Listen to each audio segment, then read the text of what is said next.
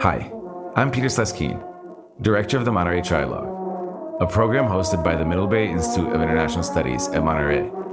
Since the middle of the 20th century, relations among the United States, Russia, and China have had an enormous impact on each country separately and on the world as a whole.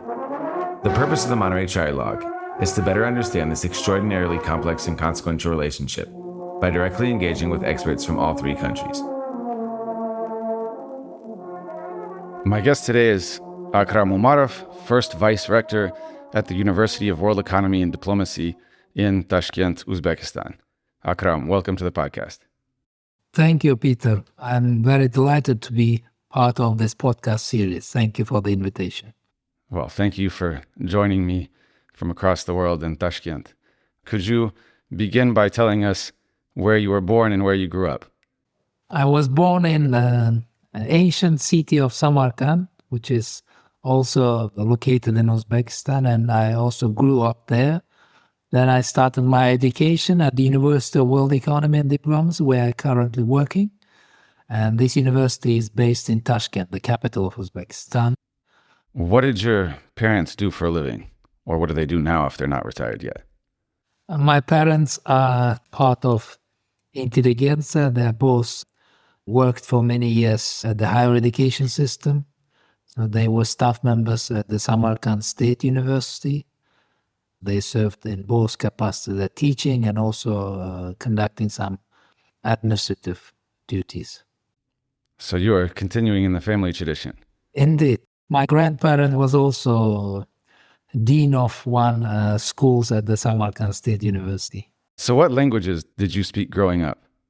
So Samarkand is very multilingual city and multi-ethnic city. So from my childhood, we used to speak Uzbek, for sure, Russian and Tajik as well. Then I also learned English. So English was a school subject, and Russian, Tajik, and Uzbek were languages that you spoke outside, at home. Indeed. Were Russian and Uzbek and Tajik all taught in school, or was school only Uzbek? In Samarkand, you can find schools in Uzbek language instruction, in Tajik and Russian as well. My school was Uzbek school. I studied everything in Uzbek. And at what point did you start learning English? So from my first year at school, I started learning English, but then I also had some extra classes with one of the teachers who lived nearby our house. So English was your fourth language, the one that you studied formally, on top of the three that you knew from very early on. But then you attained the wonderful fluent heights that we hear now. And from what I understand, you went off to England at some point. Yes. For an MA degree? In 2018, I decided to slightly widen my area of expertise. So I mainly studied before international relations, security studies, political science. Then I decided to deepen my knowledge in public policy area and development studies in general. So I decided to take second master's degree at the University of Sussex. There is Institute of Development Studies. And you also did a Fulbright in Pittsburgh in the U.S. Indeed, in 2021, end of pandemic, I started my Fulbright visiting scholar program at the University of Pittsburgh at amazing Center for Governance and Markets under the supervision of Professor Jen Murtazashvili, who is a great scholar and very kind person. So you must be the first generation, right, to have really gone off and received higher education in the West. Your older colleagues presumably studied in Uzbekistan, in Soviet Union, and came out of that system. Mm-hmm. So you're the first generation to have mastered English and gotten degrees in the West? Yes, predominantly this is true, but I have few even senior colleagues who did their master's and PhD degrees abroad in 1990s. There was a state-sponsored program which was called UMID, which we can translate as a hope. And many Uzbek young, talented people received education in the Western countries using this opportunity. Even before that, our current director, he is at the same time first deputy chairperson at the Uzbek Senate, higher Chamber of Parliament. He had a 1-year visiting program at Harvard University back in 1990. So we have good experience sending people abroad and then appointing them in different positions in public institutions. But it didn't entirely supplant the connection to Moscow. It was just a way of rounding out the educational experience. Your first book, I think, was written in Russian. Is that right? Yes, I wrote it in Russian. So my PhD thesis was written in Russian, but my all recent publications were mainly in English. And that's the trend in general, that Russian is no longer considered as important a language for academic purposes, that you want to be in international publications that are part of the citation system recognized throughout the world, and that means writing in English. Yes, this is mainly, I think, linked to the fact that for being acknowledged, for better engagement with your colleagues abroad, of course, English is providing more opportunities. But in general, Russian is still widely used in Uzbek academia, especially with colleagues from elder generation. They still use a lot of Russian in their publications. But for younger generation, of course, English is kind of a must. If you want to be published abroad, if you want to have some recognition and be engaged in different international projects, you have to know English, obviously. So can you tell us a little bit about the institute in which you are deputy director? So idea was to bring together various research centers which university had for many years under one umbrella, for the purpose of better coordination and more efficient usage of resources. And at the same time, we felt the lack of important bridging between academic world and policy making. This is, I think, very widely distributed issue across the world. And especially now when Uzbekistan is conducting many reforms and have very dynamic foreign policy, we felt that the academic world should be more engaged in solving relevant issues of Uzbekistan's development, foreign policy construction.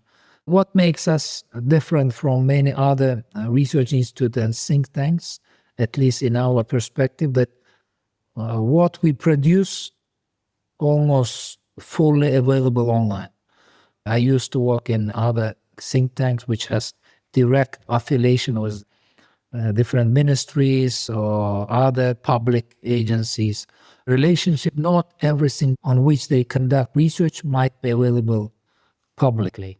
So we are trying to build different type of institution, publicly accessible information, engaging with the community and open to international partnerships. So we have very wide geography of partnerships. So starting with the US, ending with Japan. In between, we have many other partners in Europe, in Russia, in Iran, in Pakistan, in India, in China. So in the United Arab Emirates, Qatar. So you can see it on our website that we have very dynamic, very vibrant, and very diversified relationship with different institutions. Of course, that sounds nice on the website to say that you cover the whole world, but the world is large. There are certain countries that matter to Uzbekistan more.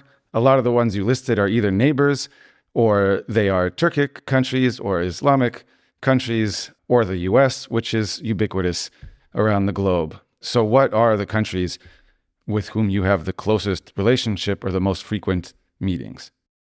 So in recent years, we had joint projects with different partner institutions in the United Kingdom, in Germany.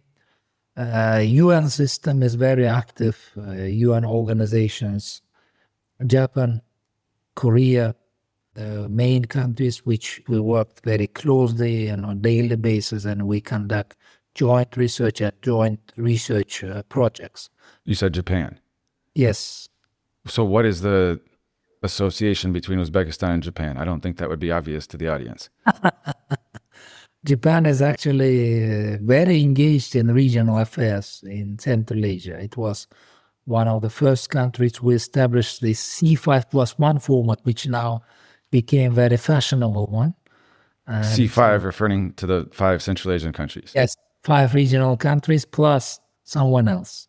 So Japan and Korea were the first countries who established similar formats in 2000, mid-2000. Then it became fashionable to establish this kind of platforms with Central Asia. From that time, Japan is one of the biggest donors of development aid to Uzbekistan and also had many investments into Uzbek economy. So we have very deep relationship with Japan. In the case of our institute, we cooperate with Nippon Foundation in Japan, who supports different social initiatives and research projects in Uzbekistan. And essentially, it's an economic interest. Japan sees Central Asia and Uzbekistan in particular as a potentially fertile ground for investment. Yes, Japan is interested to also diversify its trade links, and economic interests are very important. And also, I think Japan has some global vision to become a reliable partner and investor in the development of other countries. So I think these are the main ideas behind Japan's quite close engagement with Central Asian countries, especially with Uzbekistan. Well, so let's focus now on the C5 before we get to the various plus ones. So Central Asia is very young in terms of population.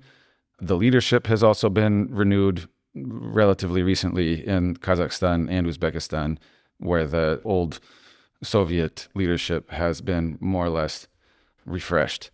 So can you tell us a little bit about the place of Uzbekistan within Central Asia, what its strategies are for the region?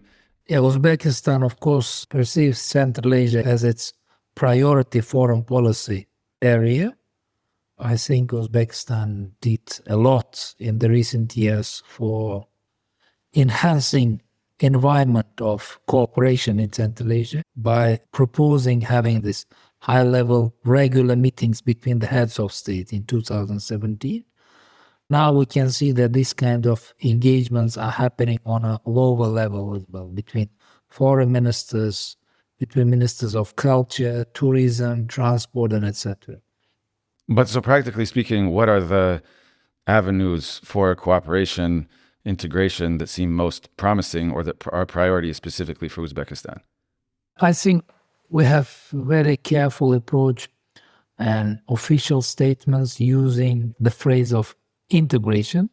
So, and in all official statements, you probably will see the words like regional cooperation, partnerships, collaboration, engagement, but very rarely integration, because I think at the current stage, the priority is not very much full-scale or full-fledged economic integration. Its priority is at least to improve bad relations which we had before. We were quite successful in reaching this objective. And bad relations specifically with Kyrgyzstan, sometimes Tajikistan, what are the specific conflicts? Almost all of our neighbors, we had some issues in our bilateral relations. So in case of Tajikistan, Kyrgyzstan, this was water distribution and water issues. In case of Kazakhstan, there was a lot of misunderstanding and there was a feeling that there is some competition between the countries. And the case of Turkmenistan as well, water was an issue and water demarcation was discussed a long time before. But in the recent years, we could solve, first of all, the biggest challenge in the region, the border delimitation issue. So we had, as I mentioned, we had border issues with almost all of our neighbors. But in the recent 8 years, we could successfully solve all border delimitation issues. So there is no border issues left between Uzbekistan and any other Central Asian country. The only issue which we have in the region yet, this is a delimitation of Kyrgyz-Tajik border. But it seems it's going well currently. Negotiations around this topic between these two countries. And other Central Asian countries are quite supportive in making them successful. So the border delimitation is going well, and that's been the center of the process and the greatest success. So what about, you mentioned perceptions of competition between Kazakhstan and Uzbekistan. Is there much of a tug of war over Central Asian leadership? Kazakhstan is big and rich and has tons of natural resources. Uzbekistan has a large and growing population and is also dynamic in its growing economy. So who is the leader of Central Asia, and how do you determine that? I think any, at least official discussion between the countries on leadership would be harmful for our cooperation. In the recent years, I don't have feeling that there is a competition between these countries. I see mostly cooperation between them. Why I'm saying that? First of all, both issues were solved between the countries. Trade amount increased substantially in the recent years. Kazakhstan and Uzbekistan are investing into each other's sides. We have now Tenge Bank and Kazakh chain of supermarkets. Magnum is now widely presented in Uzbek retail market in this way. Uzbek companies, Artel and few other ones are now also represented in Kazakh market and have their offices, dealers. So you wouldn't see such developments for sure 10 years ago. At the same time, in 2023, we signed an alliance agreement between the countries. So I emphasize on it was not declaration, it was not memorandum of understanding, it was specifically called as an agreement. And this is a very symbolic act that we signed such alliance agreement that says that the level of relationship is very high. Of course, there are always some issues between the countries due to the different understanding of affairs in the world or due to some other in parallel commitments. So let's say Kazakhstan has its own understanding as now active member of Eurasian Economic Union and Collective Security Treaty Organization, while Uzbekistan is not part of these international institutions. And just to clarify, those are two institutions more or less managed from Moscow. I mean, Russia is the dominant partner in both. And Uzbekistan is not a member, Kazakhstan is. Yes, and in this case, Uzbekistan is not part of this institution. Uzbekistan has observer status in Eurasian Economic Union. So it may create some obstacles in bilateral trade regimes and economic exchanges, but it seems we are finding some ways, even within these parallel commitments of our partners, to deepen trade and economic exchanges. And I hope soon accession of Uzbekistan to World Trade Organization will be also important in further increasing this economic cooperation between Uzbekistan and Kazakhstan. And you still want to get into the WTO. It seems like the global economic system is fracturing, but you still have dreams of becoming part of a unified, larger club. Because I think World Trade Organization, at least in my humble understanding, for Uzbekistan has not just simple meaning of receiving some trade benefits in our contacts with partners. I think this is also about choice of values, that we would like to choose to be part of more globalized world with better access to markets, promoting some free market ideas and cooperation between the countries. It just seems that ideology has slipped a bit from its unquestioned status in the 90s and early 2000s. Even in Washington, the Washington Consensus no longer lives up to its name. Uzbekistan is not a member of the Collective Security Treaty Organization, nor is it a member of the Eurasian Economic Union, but it is a member of the Shanghai Cooperation Organization, which is very large, but in many respects centers on Central Asia and was formed, from what I understand, to deal with the security problems, the terrorist threats emanating from the region, from Afghanistan specifically. So can you tell us what the meaning of the SCO is now, and for Uzbekistan? How does it see its place within this structure? I think the primary interest to SCO, you mentioned correctly from Uzbekistan side, back in 2001 was about security issues, to focus more on common security response to many challenges which arose in those years. primarily terrorism, drugs issues, and separatism. Later on, SCO evolved and is now trying to cover many other areas, including economic cooperation, transport, infrastructure, some cultural cooperation, and etc., etc.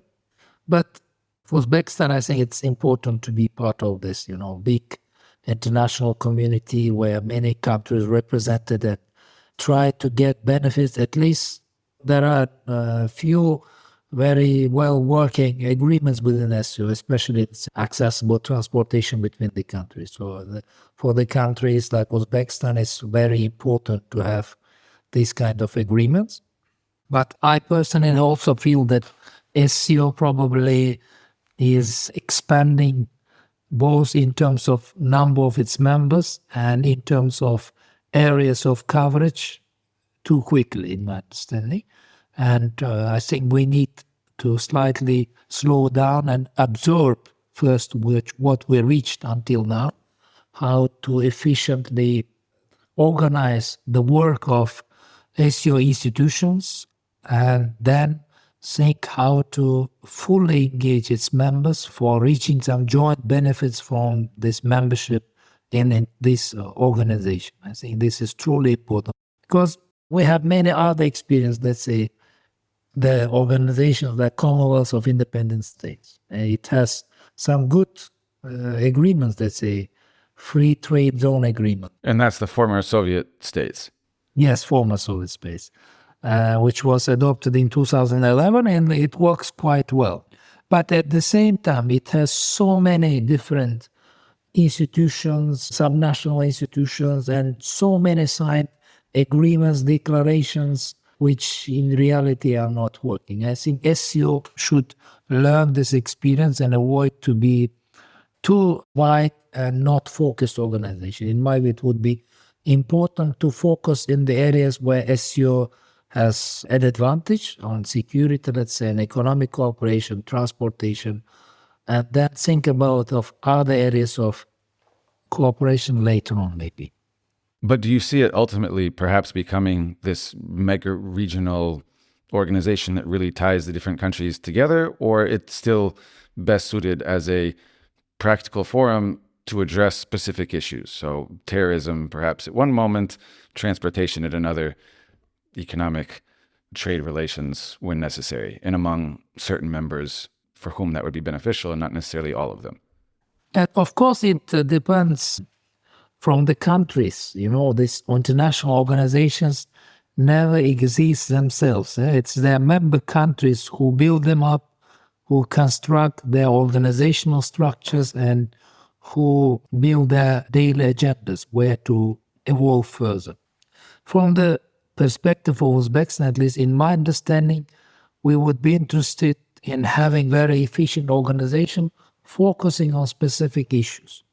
It's not in the interest of Uzbekistan, let's say, to discuss very wide and distant issues to Uzbekistan on international platforms. Of course, as a member of the international community, we have some concerns on, let's say, developments in other parts of the world. But of course, for us, priority is always regional development, regional sustainability, and security. And SCO for many years used to be a regional organization with focus on Central Asia, but I don't think it's anymore true.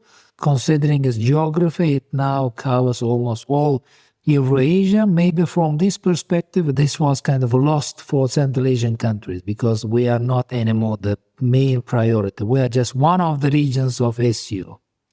So now let's turn to Russia, China, and the US specifically, since that's the framework for this program as a whole. And maybe let's do it in that order. So Russia Uzbekistan was part of the Soviet Union for a period before that. Obviously, the influence of Moscow has substantially decreased since independence, but there are quite a few Uzbeks who work in Russia. There's a great deal of economic exchange. There's still the Russian language and cultural connection, even if it is decreasing. So could you describe how this relationship looks from Tashkent? You always should take into account geography. So the location where you are based always matters in elaborating priorities of your foreign policy. And obviously, Russia is a neighbor of Central Asia, like China, like India, like Pakistan, like Iran. And it's truly important to have good relation with your neighbor. It's part of, Uzbek mentality and traditions. We have a saying in Uzbek, it's better to have a good neighbor than a very distant relative. So this neighborhood concept is part of, Uzbek mentality and long history. And I think this affects on our relationship with Russia, considering this neighborhoodness. We have very deep economic trade exchanges.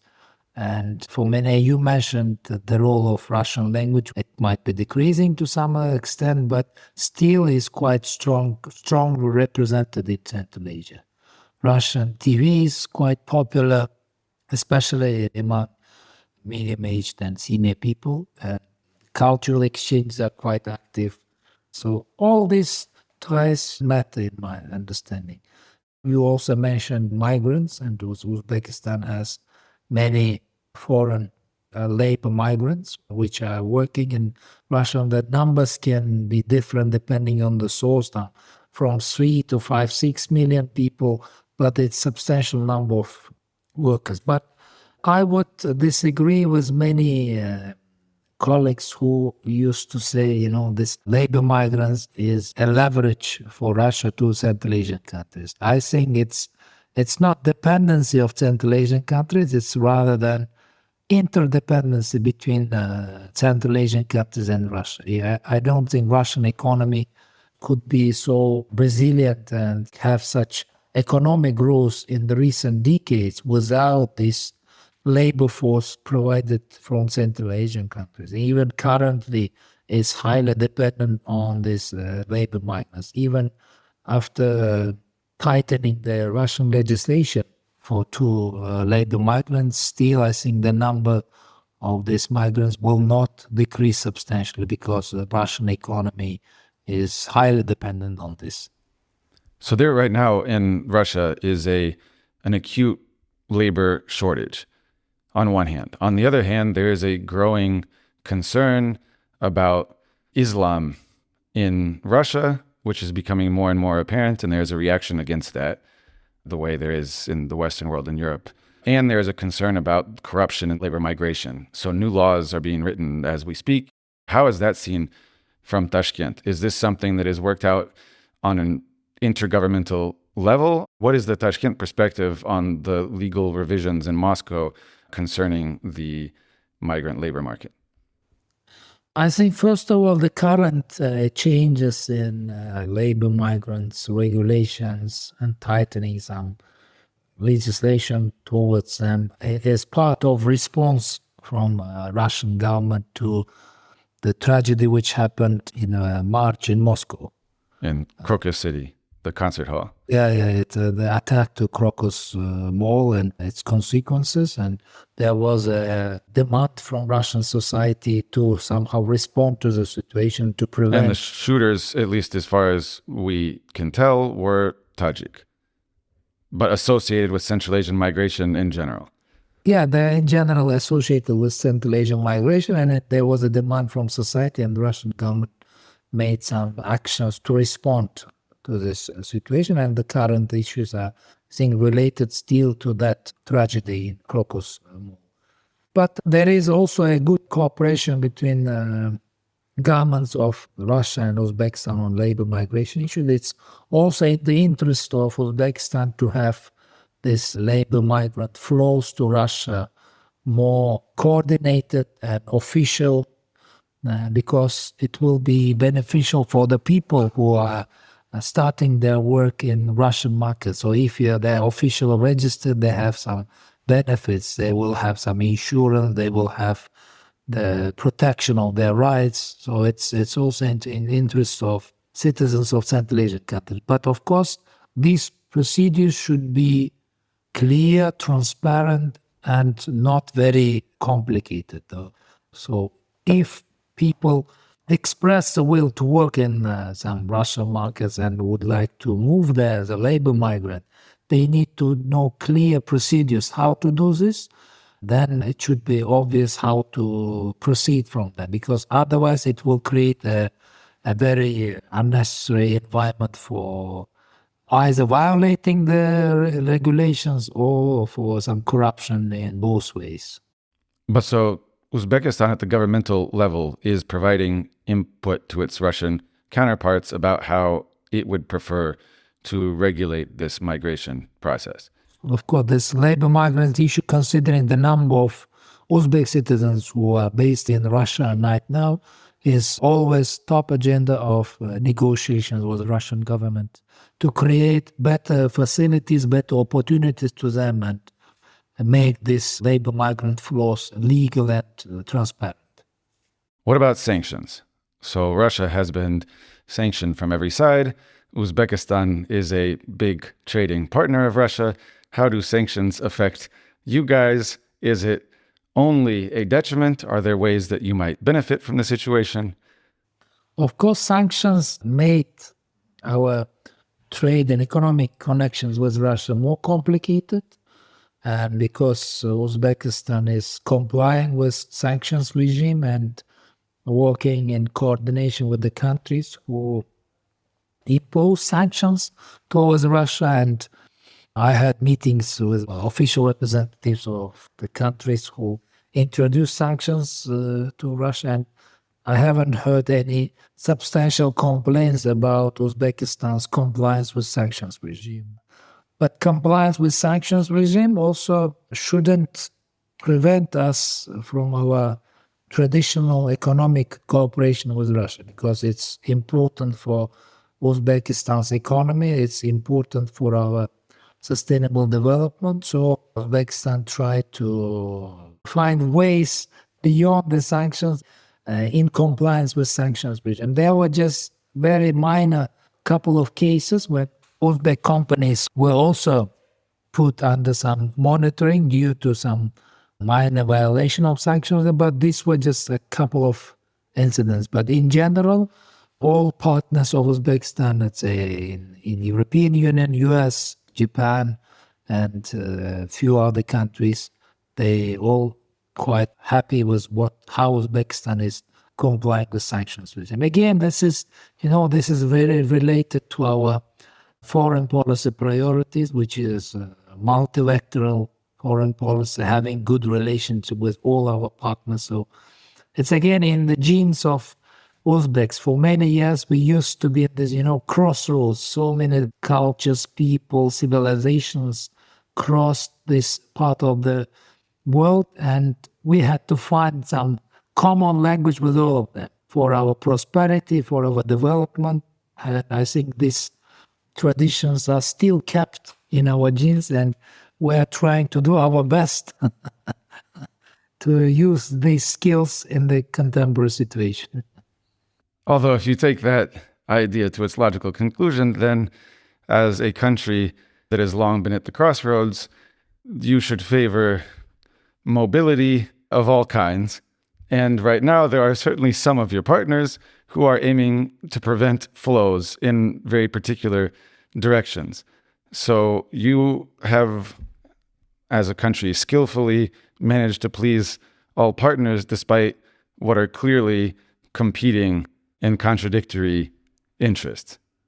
Yeah, you can see it from even you kind of monitoring news. You can see how this foreign policy is constructed in the regional countries. So if we have high-level visit from Russian officials one day, a few days after, weeks after, there will be high-level summit with European Union officials or US. But so just to ask a specific question. So I understand that even though China is trading more with Russia after the beginning of the Ukraine war, there are serious impediments to commercial transactions because Chinese banks are terrified of secondary sanctions. So that is a very noticeable break on relations between China and Russia. So are there concrete difficulties in executing commercial transactions with Russian partners now because of sanctions? Has that really created an obstacle in the trade between the two countries? Of course, as I mentioned, the same applies to Uzbekistan. Any transactions in US dollars or euros are very complicated with Russia. Of course, I don't know all the details, but I assume that the trade, the national currencies exchange increased substantially in the recent 2 years because of the sanctions regime. And this is one of the ways how to keep high trade amount due to the sanctions regime. But Uzbek banks are also very sensitive in compliance with sanctions regime, and there are many restrictions in transactions to Russia.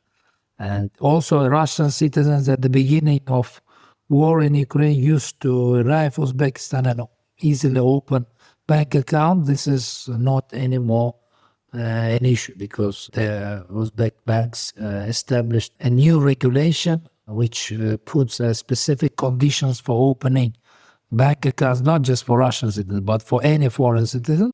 You should be based in Uzbekistan. You should have some job or earning on Uzbekistan to be able to open bank account, but not like living somewhere in other foreign country, just visiting Uzbekistan to open a bank account. This is a normal regulation. So what about China? What does the Belt and Road Initiative look like in Central Asia? It was first announced by Xi Jinping in Kazakhstan, but all of Central Asia was a primary focus early on. There's much written about the Belt and Road in the US, but it is perhaps poorly understood. So Central Asia, as the initial focus of this project, understands it however many years since its first declaration. Belt and Road brand is now used less than it used to be a few years ago. China understood that this BRI concept was spoiled, let's say, by Western media and had kind of some negative branding due to the many publications on this issue in media outlets, in academic journals. So now I think China is now focusing more on these global initiatives. But BRI is still, they didn't express any statement saying that BRI is not relevant. But I think, in my understanding, expectations in Central Asia from BRI were higher than they actually were delivered, because expectations were about very substantial investments into the transport infrastructure in Central Asia. Yes, investments happen, but at least in my humble understanding, not at the level which we expected. And we couldn't finalize all projects due in the planned schedule. Let's say this China, Kyrgyzstan, Uzbekistan railway, they finalized feasibility studies, agreed on the scheme of funding, and just started construction stage. But actually it was planned to do a few years ago. The same applies to many other projects. So maybe this is also due to change in Chinese understanding, conceptualization of BRI, because they don't want anymore to invest highly in projects where they do not see a kind of very important commercial benefits. So if the project is commercially feasible, China is expressing interest in investment. But if it's more about kind of politics and spending some amount of money to appease some countries, I think they are now acting more carefully than they used to do so several years ago.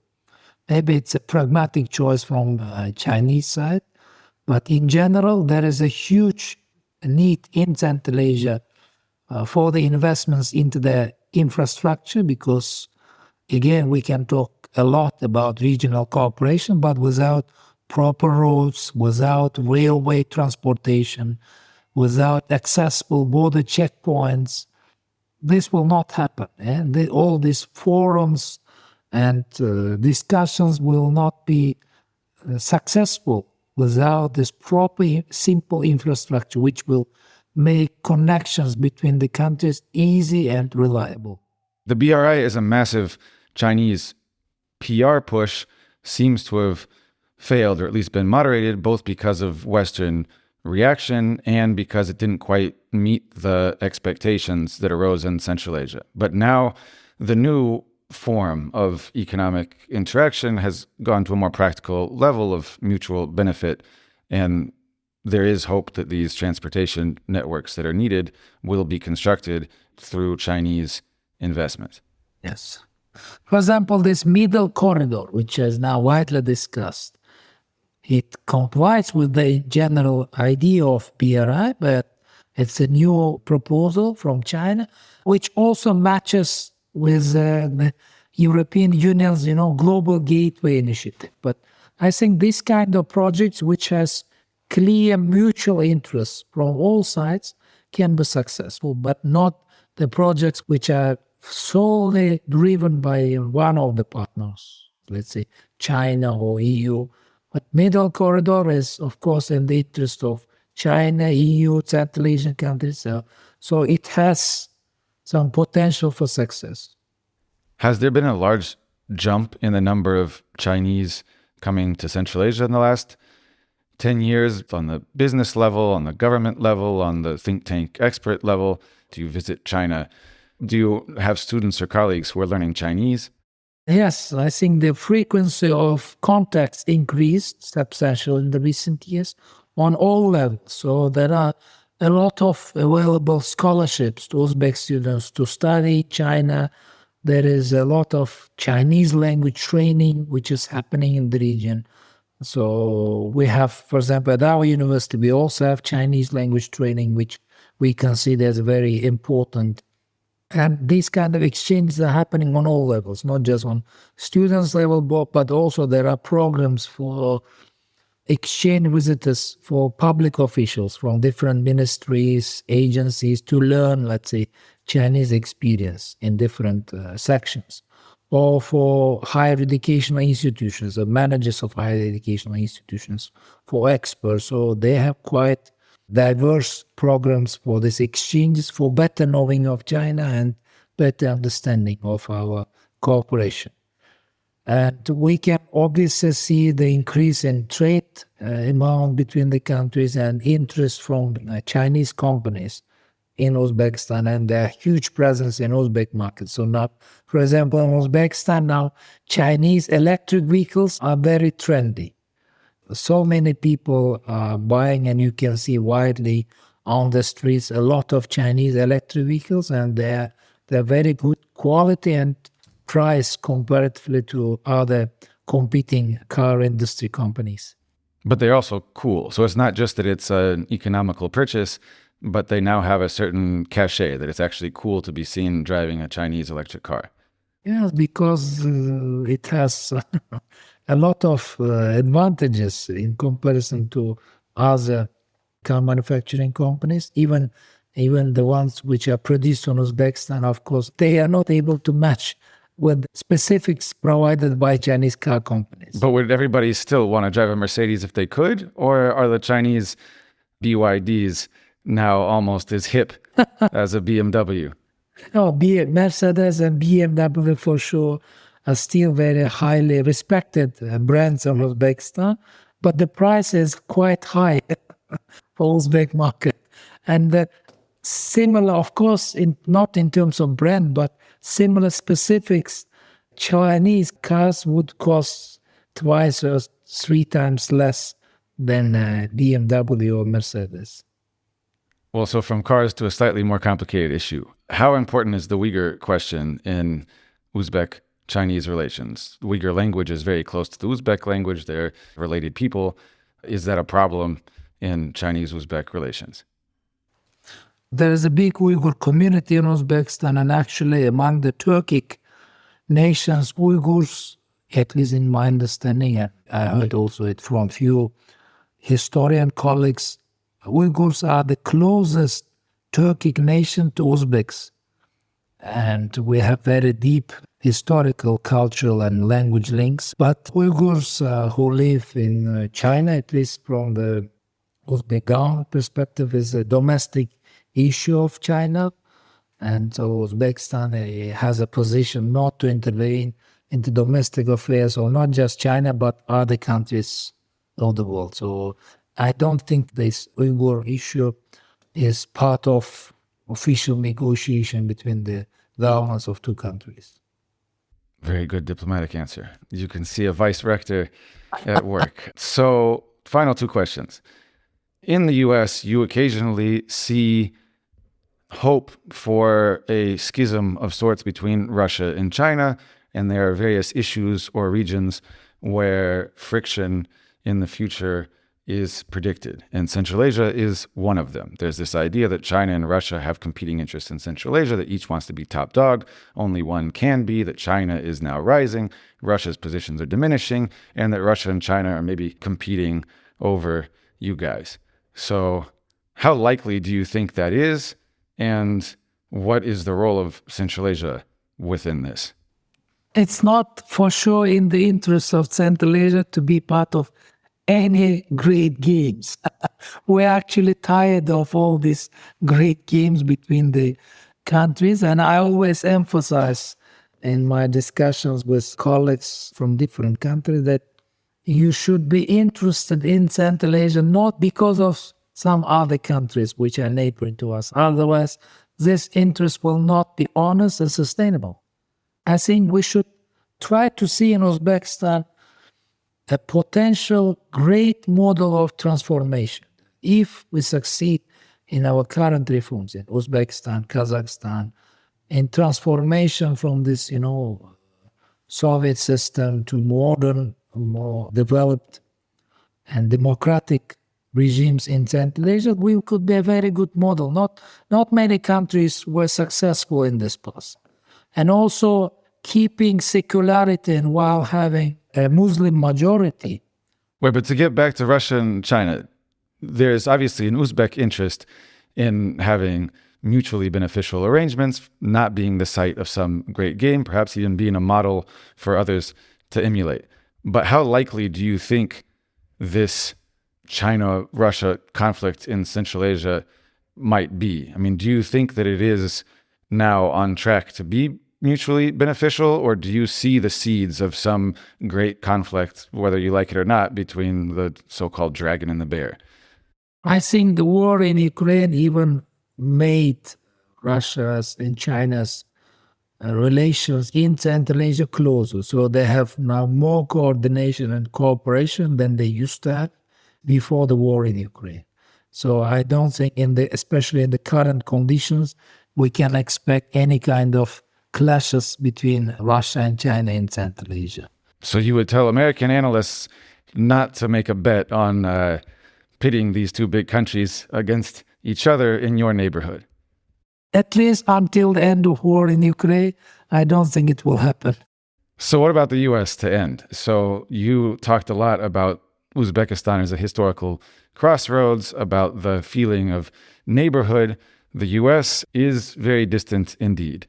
But, of course, its influence and power extends very widely. So Central Asia may not be a primary interest of the U.S., but the U.S. has many interests. How would you describe the U.S. presence in Central Asia and Uzbek relations with the U.S.? Uzbek relation with the U.S. is very good now, and they're actively enhancing. You can feel it even from the diplomatic representation of the U.S. on the ground in Central Asian countries. So in the recent years, I think diplomatic staff of U.S. embassies increased in all regional countries. There is more engagement, more cooperation in different areas. A lot of now exchange programs are happening with Uzbekistan. I can see it even from the university that so many offers are coming from different U.S. organizations, based organizations on organizing exchange programs, on establishing cooperation, on having a collaboration between the universities. And we are seeing a lot of study tours from various prestigious U.S. universities. Just recently, we received a delegation from Yale University. Before, there was a group of students and scholars from Johns Hopkins, from Stanford, from Tufts University, and etc., etc. So it's becoming kind of a tradition. So I think it's also sign of deeper cooperation. But in terms of Uzbekistan interests, again, we would like to see more cooperation in support of reforms in Uzbekistan. U.S. is one of the major partners in this WTO accession, which I mentioned earlier. Europe and the United States are actively supporting it. What we are still lacking, I think, more higher economic exchange, political cooperation, cultural, educational, security is actively evolving. Of course, there is some increase in economic exchange as well, but probably this will take some more time considering geography, distance, and issues related to development in Central Asian countries. But the fact that we had this presidential level summit last year and the C5+1 becoming more active and more sophisticated is also a demonstration of mutual interest on both sides. I made my own contribution over a decade ago as a Fulbright teacher in Bishkek, Kyrgyzstan. So some of those kids who came to the U.S. for high school must have been indoctrinated by yours truly. But I don't know how it's been developing in the 10 years since. So, yeah, thank you very much. I think with spokesmen such as yourself, there is a very good chance that Uzbekistan and Central Asia will survive and thrive and even present a model for the world. Excellent, for sure. We will do our best to be friends with everyone. Well, thank you very much, Akram, my friend. It was great having you on the podcast. I am also very glad to have you as a good friend. Thanks a lot for this kind invitation and for the interesting conversation. Thanks for listening to the Monterey Trilogue podcast. Make sure to subscribe to the show so you don't miss out on any episodes. I'm Peter Sleskeen. The Monterey Trilogue podcast is hosted by the Middlebury Institute of International Studies and produced by University FM.